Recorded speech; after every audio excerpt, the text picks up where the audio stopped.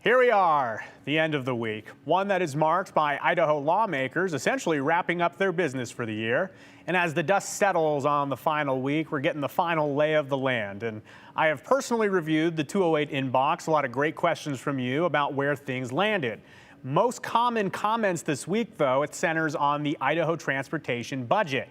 Lawmakers included language in the budget for ITD that blocks a sale of the State Street campus in Boise. ITD had decided to sell it for millions, almost $52 million actually. Some in the legislature, though, they didn't want to part with that parcel. They think it'll grow in value despite needed repairs.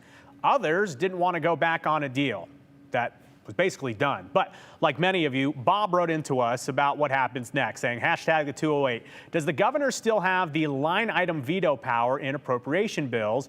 If so, could he veto the sale, killing language in the ITD appropriation? That's Bob in Boise. So not the line item, but Governor Little could veto the whole thing, although that would kind of be a big reset stamp on the session. But where do we go from here either way? To wrap up the week, let's dive into the ITD sale, the final result for Idaho Launch, and where immigration legislation landed. The dust settles on the legislative Wild West.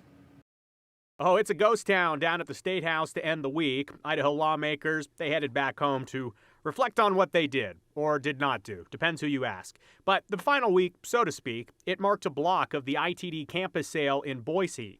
If Governor Little signs the appropriation bill for the Transportation Department, lawmakers, they'll call it a year. And that ITD sale, the campus on State Street, it's blocked.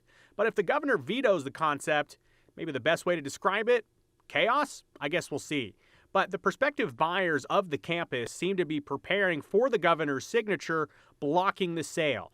In a letter sent to the Department of Administration in March, it's made clear by the prospective buyers that if, quote, the department does not proceed, they're prepared to enforce current Idaho code, including by litigation if necessary. They hope it won't be the case, but we'll see. Long from a finished story. Article 1, Section 10 gives us the right, as a sovereign state, to take care of our own borders and our own land. These are our people, this is our land, and it's our duty and job to protect it. In terms of finishing the story, the topic of immigration appears to be top of the agenda for 2025. Idaho lawmakers brought two major proposals in the final days of the session, House Bill 753 and 756. 753 basically makes it illegal for a quote-unquote alien to be in Idaho without the proper paperwork.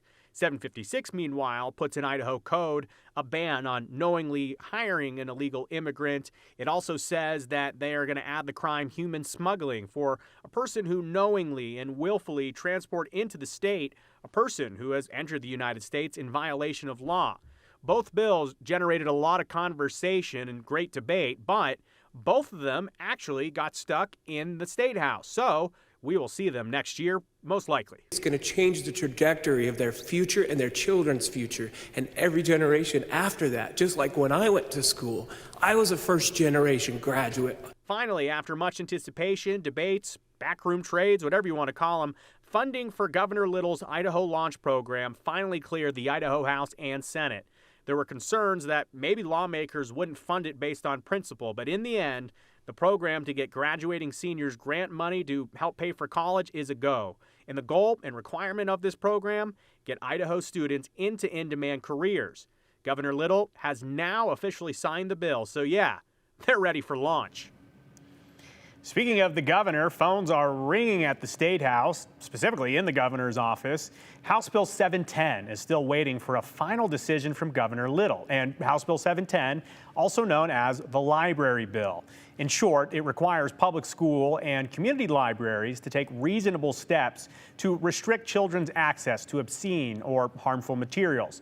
So basically, libraries, they need to move their questionable content or challenged content out of general sections or children's sections and put them in a restricted area.